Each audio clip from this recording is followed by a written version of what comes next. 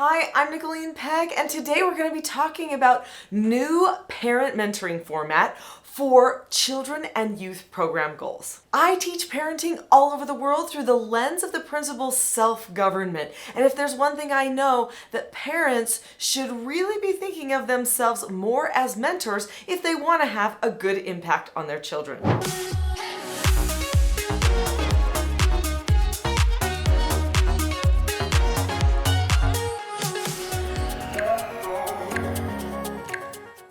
In this video, we're going to be talking about parent mentoring, what that means, how to really be successful at it, how goals impact our children, and a great format that you can use for children and youth. Years ago, I wrote this book, Parenting a House United. I'm probably most known for this book all over the world. In this book, there are skills that parents need for success, but there's also information about how to have good discussions with the children and meetings that a family can have so that the family keeps going in the direction that the family charts by doing what is called a family vision, which is also talked about in this book. Now, there are 3 different meetings that we have in the program for teaching self-government. And these meetings are not just exclusive to teaching self-government. In fact, I was raised in a family that had meetings very similar to what I talk about in this program and what I did with my family and with all of the troubled children, youth especially, that came to my home. So those 3 meetings are couples meetings, family meetings, which my family called family councils, and then mentor meetings, which were one-on-one meetings. My dad called those meetings interviews. He would regularly have interviews with his children to try to help us set goals and see what he could do to help us out in our lives. Well, today in this video, we're going to be focusing mostly on those interviews, which I call parent mentoring sessions, and what you can do to create a great parent mentoring environment for you and your child. A lot of research has been done about parent involvement in the lives of their children and how this affects the outcomes of children. It is conclusive that parents who communicate with their children more often, have regular conversations, set goals, talk about some of the things that they're seeing in the community, and just set the example of good living and good relationships will end up producing children who are more successful in school, more successful in business, choose better friends, create better relationships, and have happier families in the future. That sounds like a lot of the things that, well, every parent wants for their child. So what can we do to really hone this relationship with the parent-child so that we can get these desired outcomes? Well, there are a lot of groups, particularly religious groups, that are emphasizing to their populations, sometimes global populations, hey, you need to be having regular conversations with your children. In fact, there are specific programs that have been created in some denominations that are called children and youth programs.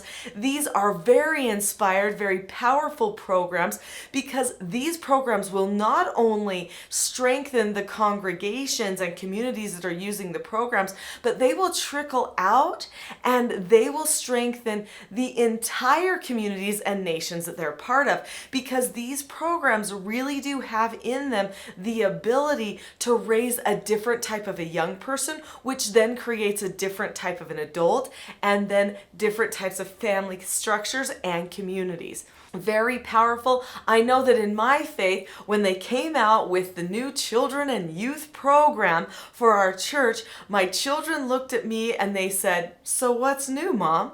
We've always been doing this type of thing." And I said, "I know." And that's because years ago, I started doing therapeutic treatment care for troubled teens. And I recognized that even though it was important for us to have family meetings, they also needed to have one-on-one meetings with me. Also, in our family, we chose to homeschool our children. Now, when you choose to homeschool your children, you take a lot of the weight on yourself. In fact, I was constructing curriculum and educational experiences for my children. I wanted them to take ownership of their own education, and so I decided that I needed to have regular meetings, ongoing meetings with my children where we would discuss their goals in all of the aspects of their lives. So then when our church said that it was going to do a new children and youth program, because we've always had children and youth programs, specifically programs for the youth, and they started mentioning setting goals in all of the same areas our family had already been setting goals, my children were not surprised. So I'm going to be talking about what's in this book. I know it looks just like ones you've seen before if you've been following Teaching Self-Government for a long time, but the guts are different. And I'm going to be talking about what the differences are and how they can help you and your family. But first, do you see that subscribe button? Click that button now so you don't miss other great videos that will help you have a good relationship with your child. So why do church groups and youth groups come up with this idea that it's going to be beneficial for youth to set goals in the first place? When I was young, I remember I got given an entire book of goals that I could set in my church group. And for years, we're talking from the age of like 11 all the way to 18, I worked on goal after goal after goal. And I would set them myself. Now, there was a powerful aspect to that. I decided which of all the goals would benefit me. Which of those goals would help me become the best version of myself. I had to look at myself, who I was becoming, and how I wanted to chart my course. Now, there were recommendations that were given to me, and I used those recommendations to help me decide what I needed to improve the most about me. This helped me take ownership of my own progression. Instead of just being obedient to somebody else's idea of who I should become. Now I was giving myself instructions. I was giving myself no answers. I was taking a step toward real, adult-like self-government. Now, you know I'm all about self-government. Self-government is the power of free societies. Self-government is what helps a person become empowered on the inside. They take full ownership and responsibility for their choices, their actions, their thoughts, and they deliberately choose how they want to change things for the better for themselves and their relationships. This is a powerful position for a person to be in.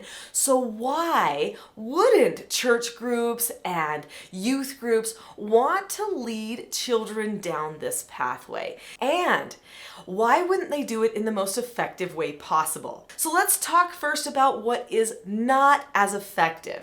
If a child is told, make goals, but they have no idea what they're shooting for, where they're going, what a goal is, and why they should care, and they don't have anybody to account to for it, then that child is not going to be as successful. But if the child meets together regularly with a mentor, and they discuss their plans, who they're becoming, what things they see about themselves that they need to fix. They write those things down, and then they check up on themselves regularly. Then that person or that child is going to be even more successful. So what's a mentor? A mentor is a person who's been down the road before, the same road that you're on. A mentor is a person who understands. They are a few steps ahead of you.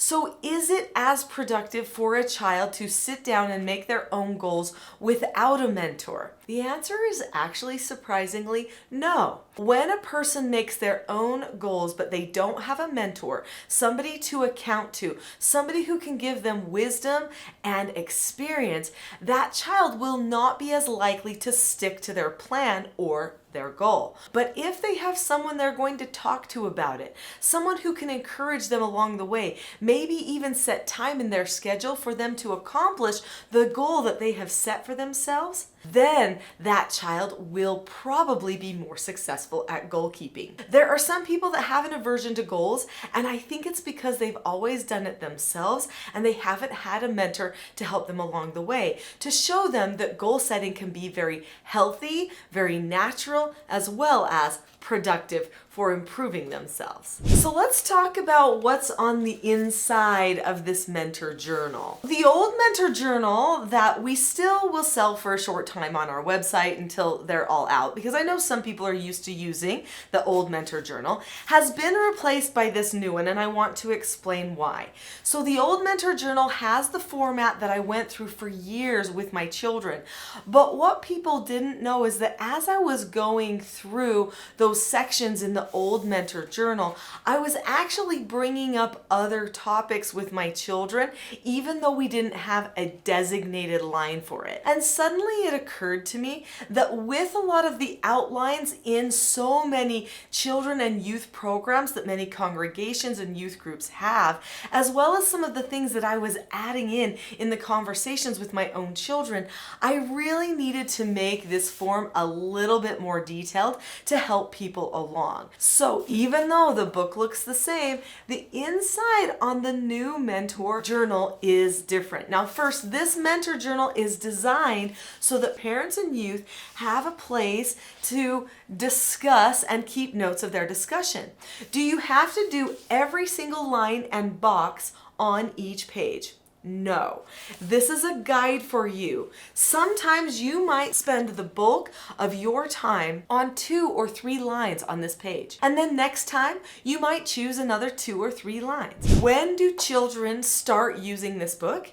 In the Teaching Self-Government program, children start having mentor sessions with their parents at around age 2. Now, I know that is a really tiny age. They don't have a ton of attention span. During that time, we might be filling a lot of this out for them and just drawing little pictures, writing things they're interested in, using this as kind of a history for their lives, or a place for us to write some of our goals or focus areas for our toddler. But it doesn't take long for them to recognize they love sitting down in this official way with mom and dad, or just mom or just dad, depending on what type of a dynamic you have in your family. But they love sitting down, having these conversations, and feeling like they're making plans for themselves. And they're talking about things that they care about. So start young, develop a habit. But let's say that you haven't developed this habit. You're new to the concept of mentor journals or mentoring your children at all. Don't worry, it's never too late. Oftentimes, 17-year-olds who were troubled and didn't have any history at all of talking to adults would come to my home for therapeutic care and treatment, and guess what? They were still open to and welcomed the concept of the mentor meeting. Now, the child that will be the most resistant to the mentor meeting is the child who doesn't have a great relationship with you to begin with. But these meetings can help improve your relationship, so you definitely want to spend time having the meetings, even if it looks like the child doesn't care about talking to you or shows a type of resistance to the meeting. Some people have a more rebellious personality, meaning they don't want to talk to anybody about anything. They want to only decide everything for themselves. But hopefully after a few of these meetings, your child will see they are making decisions for themselves and you are just there as a support. They will also see that it's perfectly natural and normal for a child to have a discussion with their parent. It doesn't have to feel hostile or any type of uncomfortable thing. They can develop a comfort level with these types of meetings. So in this booklet, what you see right at the very beginning is there's a place for the date and a place for whoever is the mentor in the meeting. Now the child can fill out the form or the parent can fill out the form. You decide what works best. Some children really love filling them out, and sometimes they like not having that burden and just discussing openly. Now usually these meetings are about 30 minutes, although in our family, we did not have a certain time period that we were going to meet. You can, if you have lots of children or limited time, set a time limit for it. That's okay too. You might not hit everything on the form. That's okay. You don't have to every single time. So at the top of the form, it says exciting news. This is a time for them to share something they think is exciting with their parents. Parents can know some of the things that make their child tick. They can ask questions about that game, that book, that new friend, or that activity that they're telling them about. Then the next section of the form is all about the weekly schedule. When a child is scheduled, they're usually happier. I know some of the more rebellious children may not like the restriction that comes from a schedule, but they can also just loosely fill out this section like, on this day I'm going to exercise, I'm not going to put a time, but they can set some more rough goals for themselves. And you can encourage them, if they're more rebellious by nature and they don't like somebody, to have them write down things that they want to do because of that rebellious tendency. You can say, let's just put down a few ideas of things we want to accomplish this week. We're going to put them on a day, but you can do them any day that you feel like they fit. You can leave it a little bit open for that type of child. Some of the other children, they want the date and the time. They want to be able to check it off because that helps them feel good about what they are doing. Now, the next section is all about spiritual goals. This form has multiple sections in it. Now, right here in the middle, it's broken into 4 sections. There's spiritual, personal, social, and academic. So those are pretty much the 4 components to a person. Your personal growth, your social growth and experiences, your learning, which can include anything, not just traditional academics. You could be learning about painting, you could be learning about cooking or sewing, anything that you want to learn. And then there's also the spiritual. We can't forget the spiritual. That's a component to each person. Even if your family doesn't have a particular faith that you belong to, spiritual progression is important for the whole person to feel like they are thriving. So what is spiritual? It's your connection to principle and truth.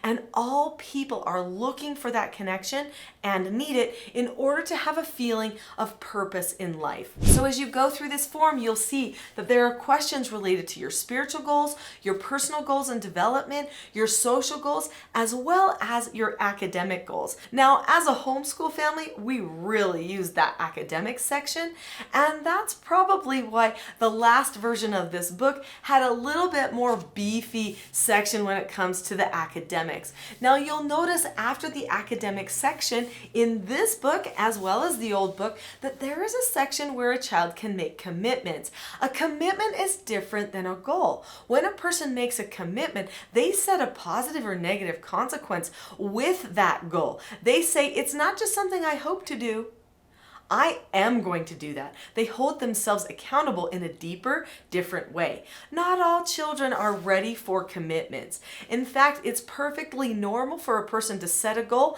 and not accomplish that goal or follow through at all during the first week, second week, or even first month of working on a goal. If the person after a month doesn't make any progress on a goal that they're working on, you may need to break it down to smaller pieces. It might just be too big for them.